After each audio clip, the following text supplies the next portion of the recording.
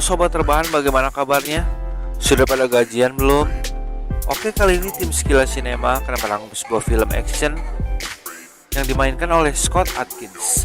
Oke, nggak usah berlama-lama, langsung aja direbahkan badannya, dipeluk mantannya, tidak perlu dipakai headsetnya. Check it out!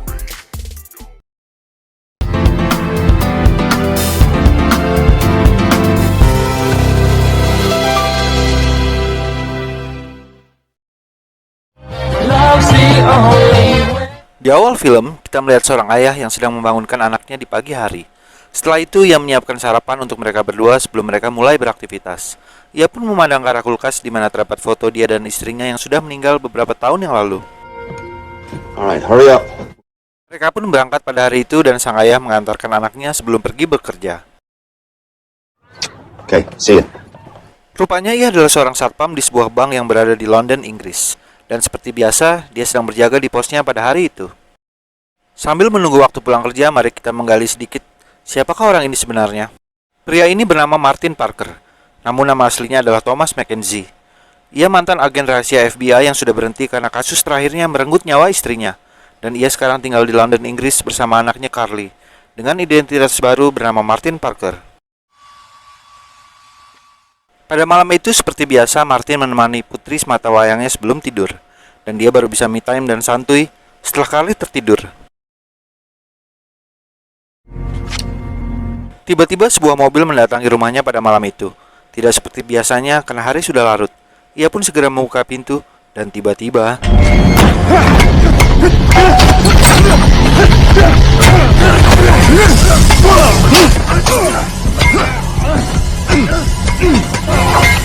Martin pun terjatuh karena ia dikeroyok dan ia sempat pingsan beberapa menit. Ketika ia tersadar, rupanya mereka telah mengancak-ancak rumah dan membawa Carly turun.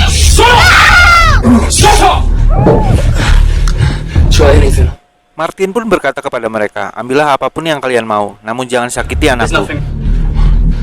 Salah satu dari mereka menanyakan pada Martin mengenai kokain. Dan tentu saja Martin tidak tahu menahu mengenai hal itu. Rupanya tujuan mereka bukanlah untuk merampok, melainkan mereka adalah suruhan seseorang untuk mengambil kokain. Martin pun berkata, "Kalian salah alamat, lihat saja amplop surat kalau kalian tidak percaya." Setelah melihat amplop, mereka ternyata memang salah alamat. Salah satu dari mereka tetap berniat membunuh Martin, dan disinilah jati diri Martin yang sebenarnya muncul.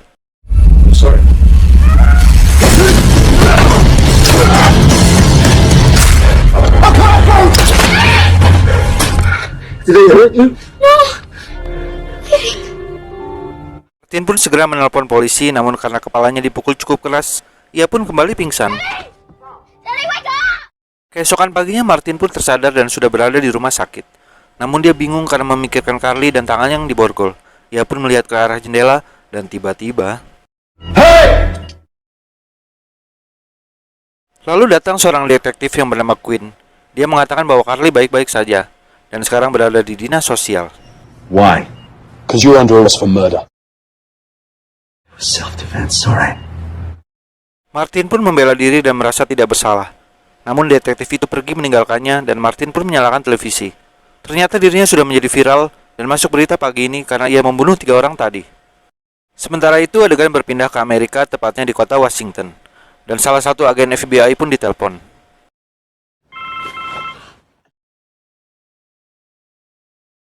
Tom's in trouble. What? Rupanya ia adalah salah satu agen FBI yang bernama Ray. Ia diutus untuk London untuk menyelamatkan Martin.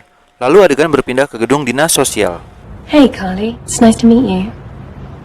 It's okay, sweetie. Ini adalah Stacy, petugas dinas sosial yang ditugaskan untuk menjaga Carly sementara waktu. Carly terlihat sedih karena ia tahu ayahnya tidak bersalah dan ia pun menanyakan keberadaan ayahnya. Where is he? And then can I see him? Lalu adegan berpindah lagi ke Amerika di mana musuh bebuyutan dari Martin juga mendengar hal tersebut. Rupanya selama ini Martin berhenti dari FBI karena menghindari orang ini. You gotta take a look at this. Bos mafia ini bernama Cooper dan dia juga kaget dengan kemunculan Martin di televisi. Where is he? Lalu adegan berpindah lagi ke London di mana ada sebuah mobil terparkir di depan sebuah bar yang belum buka. Sang pengemudi mobil mengawasi bar tersebut sambil menyiapkan senjatanya. Matanya menatap tajam dan ia pun turun dari mobil.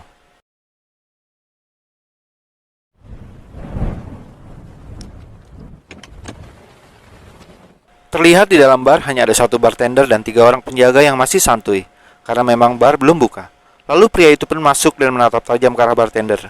Ia pun menatap balik ke arahnya dan tiba-tiba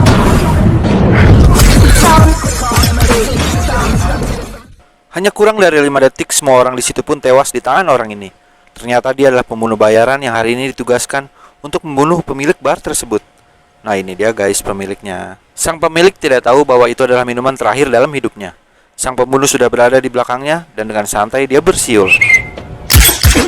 Pria ini bernama George. Seperti John Wick yang memiliki panggilan Boogeyman, ia pun memiliki panggilan yaitu Bishop. Hello? Rupanya Cooper menelponnya dan memberinya tugas untuk melenyapkan Martin. Kinsey. He's an ex-federal agent. Terjadi negosiasi antara keduanya dan kesepakatan pun terjadi di antara mereka.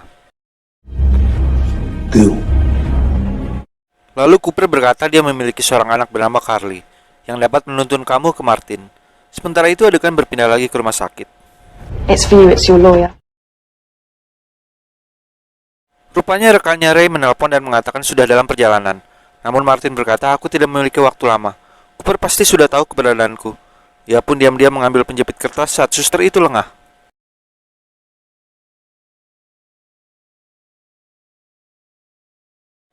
Langsung saja Martin membuka borgol tersebut dan dia pun berhasil membebaskan diri.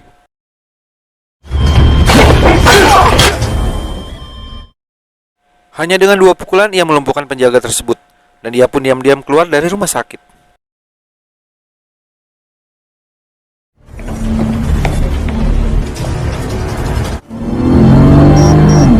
Sementara itu Bishop sedang menuju ke gedung dinas sosial di mana Carly berada. Stacy. Untungnya karena Martin kabur dari rumah sakit, pihak kepolisian pun segera memindahkan Carly ke tempat persembunyian yang lebih aman. Dan Stacy pun ditugaskan oleh bosnya untuk menemani Carly. Okay. Beberapa jam kemudian Martin akhirnya sampai ke gedung dinas sosial dengan berjalan kaki. Ia pun bertanya pada petugas dan mengaku dirinya adalah polisi. Sang petugas tidak mempercayainya karena baru saja ada polisi lain yang datang. Akhirnya Martin menggunakan cara lain dan membuat petugas itu pun pingsan. Rupanya yang dimaksud petugas tersebut ada polisi lain yang datang adalah Bishop. Ia juga mengaku sebagai polisi dan sudah lebih dulu di atas. Ia mencoba meretas komputer guna mengetahui di manakah Carly dipindah. Martin pun sampai dan inilah pertama kalinya 2 preman ini saling berhadapan.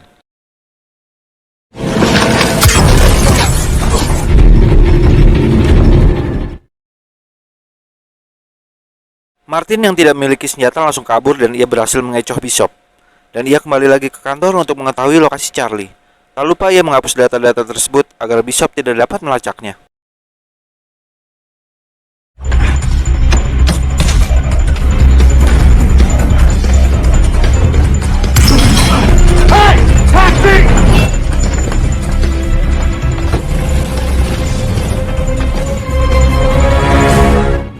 Martin pun berhasil kabur dengan taksi yang kebetulan sedang lewat. Dan adegan berpindah ke bandara di mana Ray sudah datang. Bad news, Ray. Where are you? I just landed. Markas FBI mengatakan kalau Ray kabur dari rumah sakit dan terjadi insiden penembakan. Ray pun langsung menanggapi. This is bullshit. Sementara itu Bishop berhasil mencatat nomor plat taksi tersebut. Ia pun segera menelpon pengemudi dan mengaku sebagai polisi. Ia mengarang cerita bahwa penumpang tersebut adalah buronan yang berbahaya. Dan pengemudi taksi itu pun percaya. This is the police. Your fare is incredibly dangerous. Ia menyuruh sang supir untuk berhenti di pom bensin terdekat dan berpura-pura mengisi bensin. Hold it there, and I'll be with you in 90 seconds. Martin pun bertanya, apa semua baik-baik saja? Sang supir menjawab, aku harus mengisi bensin terlebih dahulu. Namun Martin melihat ke arah speedometer dan bensin terlihat masih cukup banyak. I'll be really quick. Lalu Bishop sampai dan langsung mencari Martin di dalam taksi tersebut. Namun Martin sudah tidak ada di sana. Ia pun langsung melihat ke arah CCTV dan langsung menghampiri kasir guna menggali informasi melalui CCTV itu. Bishop memperhatikan dengan teliti dan ternyata Martin menumpang di belakang sebuah truk yang telah selesai mengisi bahan bakar. Dengan kecepatan tinggi, Bishop berhasil menyusul truk tersebut, dan terlihat Martin sedang bergantungan di belakang.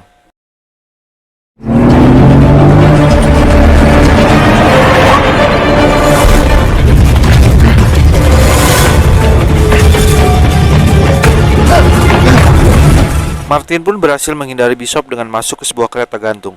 Namun tiba-tiba, 10 grand if you knock him out for me. terlihat dua pemuda yang kelihatannya memang lagi bokek, langsung meresponnya.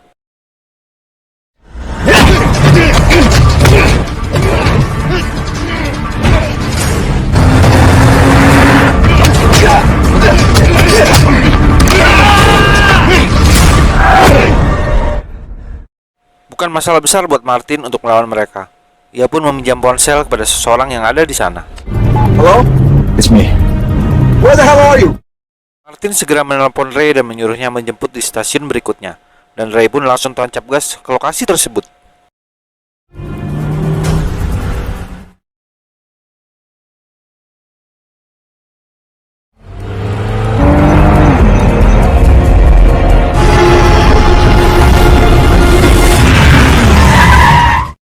Bishop sudah sampai terlebih dahulu di sana dan bersiap menembaki Martin.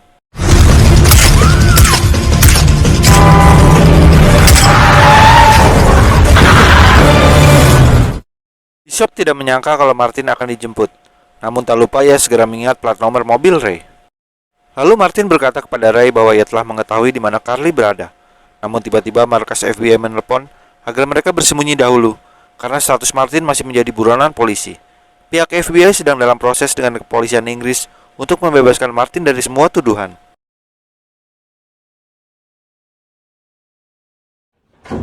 Where are we? Lalu adegan berpindah di mana Stacy dan Carly sudah berada di tempat persembunyiannya yang baru. Dan Carly tetap terlihat murung karena ia ingin bertemu ayahnya. Dan berpindah ke kantor kepolisian Inggris di mana detektif Quinn sedang dihampiri oleh bosnya. Ia pun berkata kasus Martin Parker sudah dinonaktifkan dan ditutup. Namun tiba-tiba, This is my case! This is my case! ia pun tiba-tiba ngegas. Namun bosnya menenangkannya dan menyuruhnya sebats dulu guna mengademkan pikiran.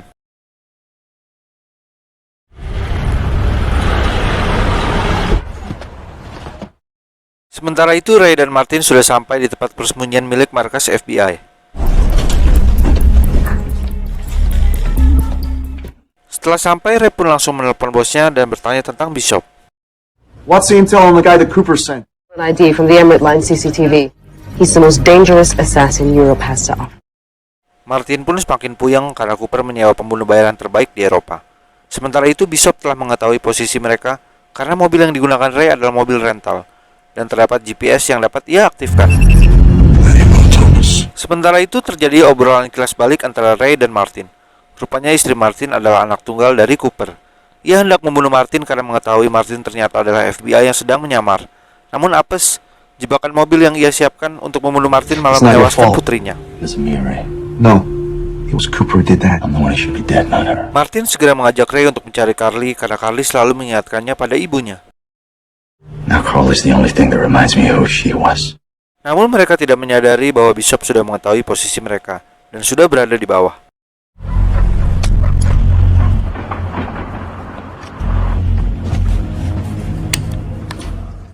Dengan langkah santuy, Bishop menuju ke lantai mereka berada. Martin yang melihat ke arah lift memiliki firasat kurang enak pada saat itu. Mereka pun berjalan mendekati lift dan tiba-tiba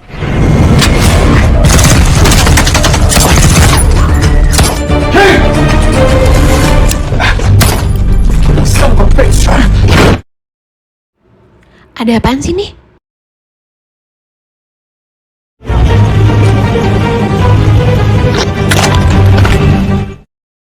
mereka pun bersiap menghadapi Bishop dengan persenjataan yang lebih lengkap. Namun mereka tidak tahu ternyata Bishop membawa sebuah bom.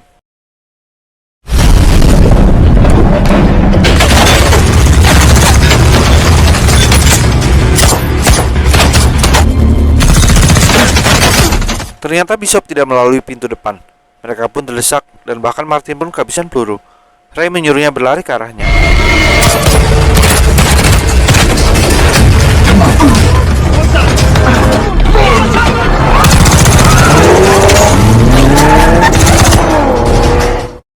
Mereka pun berhasil meloloskan diri, namun Ray terluka parah karena terkena tembak di dadanya.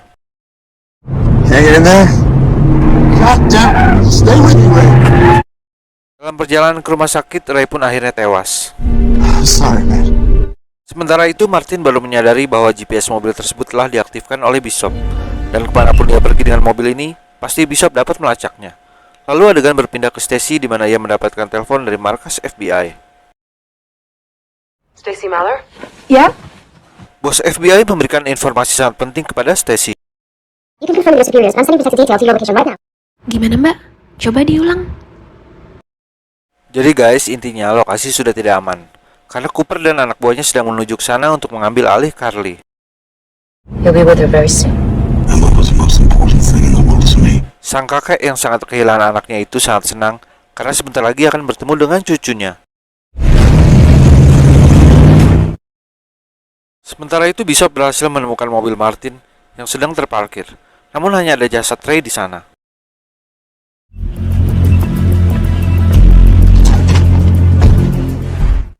Rupanya Martin sengaja menjebak Bishop dan sudah menunggu di dalam mobilnya. Hand over the gun. Slowly. Now drive. Martin memandunya ke sebuah tempat rahasia dan terjadi obrolan di antara dua preman ini. Tak lupa Martin memberikan salam perkenalan. Martin membawanya ke sebuah dermaga lama yang sudah tidak terpakai lagi, dan mereka pun turun di sana.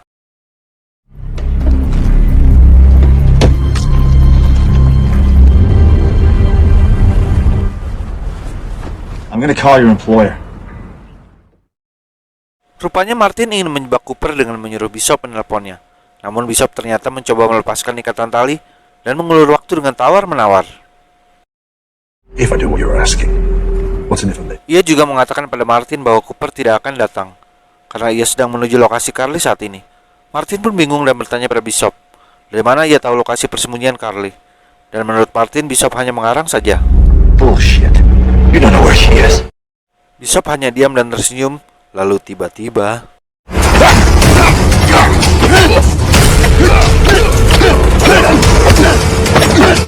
Rupanya Bishop baru menyadari bahwa Martin tidak semudah itu dikalahkan. Ia menampol balik Bishop dan menendang hingga Bishop terpental. Namun hal ini membuat Bishop semakin senang dan bersemangat.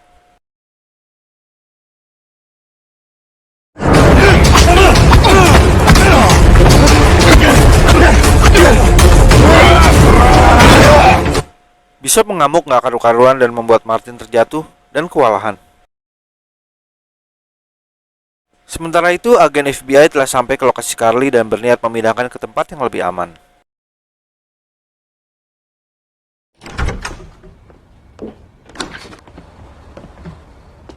Mereka menyuruh Stacy untuk segera membangunkan Carly dan bersiap-siap untuk proses pemindahan. Okay.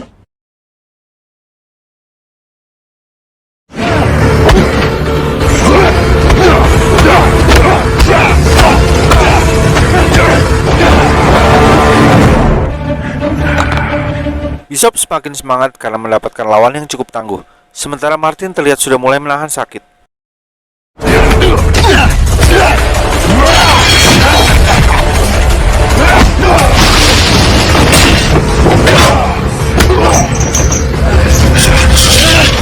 Ketika Martin sudah sangat terdesak, ia pun mengingat Carly yang sangat membutuhkan dirinya.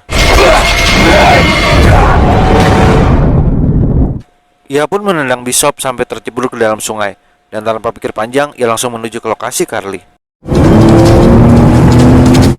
Namun Bishop tentu saja belum mati. Ia merampas mobil seseorang dan mengejar Martin.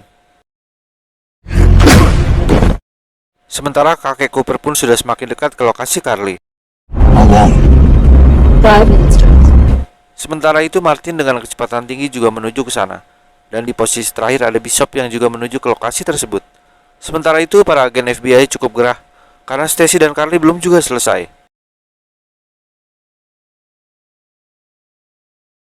We ready? Yeah. Mereka pun turun dan agen FBI hendak mengambil mobil mereka. Namun ternyata Cooper dan bodyguardnya sudah ada di sana. Cooper dan bodyguardnya pun masuk ke dalam rumah. Stacy pun bingung dan saling bertatapan dengan Cooper. Lalu tiba-tiba Cooper pun naik ke atas kamar dan menghampiri Carly. Namun Carly bingung, siapa ya dia? Cooper mencoba menjelaskan bahwa ia adalah kakeknya. Namun Carly tetap bingung. Akhirnya Cooper pun mengeluarkan foto di mana Cooper sedang bersama ibunya. Dan disitulah Carly pun percaya bahwa Cooper adalah kakeknya. You're my grandfather? You know my daddy. For me to look after you. She was the most important thing to me. Mereka pun mulai akrab dan Cooper pun tersenyum kepada Carly. Begitupun Carly membalas senyuman Cooper. Akhirnya Martin pun sampai dan ia menggunakan persenjataan milik Bishop untuk menyerang penjaga. Penjaga terlihat kurang waspada karena mereka tidak tahu sedang diintai oleh Martin. Terlihat ada satu penjaga yang sangat mudah dilumpuhkan karena ia sedang beser. Diam-diam Martin pun mendekatinya. What was that? Suara tembakan di luar mengagetkan Carly dan Cooper pun membawa Carly masuk kembali ke dalam untuk menenangkannya. Sementara itu di luar, Martin berhasil menjatuhkan penjaga satu persatu.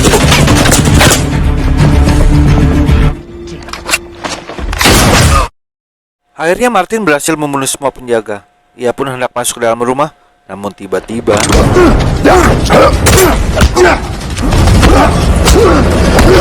musuh bebuyutan alias Bishop pun datang, dan kali ini sepertinya ia sangat marah.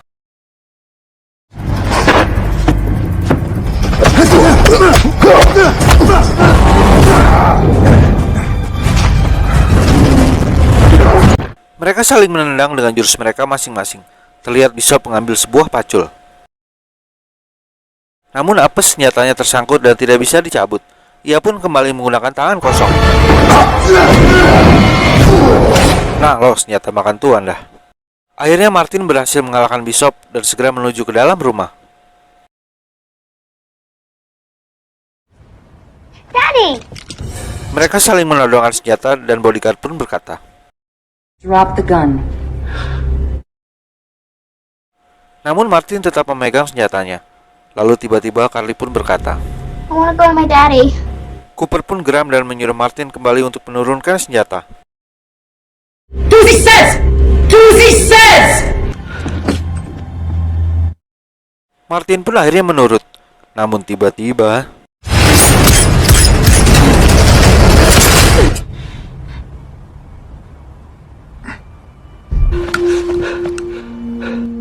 Martin ternyata menyimpan pisau di saku belakang celananya, dan dia berhasil menaik Cooper tepat di dadanya. Cooper pun hendak menembak Martin yang sudah kehabisan peluru, namun Carly membelanya. Cooper pun memandang Carly sangat mirip dengan anaknya. Akhirnya ia tidak jadi menembak Martin, dan akhirnya ia tewas. Akhirnya Martin pun dapat menyelamatkan Carly, dan akhirnya cerita ini pun... Oke sobat rebahan, bagaimana filmnya? Cukup seru bukan? Melalui film ini, kita juga mengetahui bahwa sejahat-jahatnya orang pasti akan sayang dengan keluarganya. Contohnya, si kakek Cooper yang sangat sayang dengan cucunya Carly. Kami dari tim Sekilas Sinema memberikan rating yang bagus kepada film ini. Dan untuk teman-teman yang mau memasarkan produknya melalui video-video kami, bisa langsung hubungi kami di nomor WhatsApp yang ada di profil kami. Dan untuk kalian semua, terima kasih yang sudah menonton. Silakan di like, komen, subscribe, dan jangan lupa di share ya.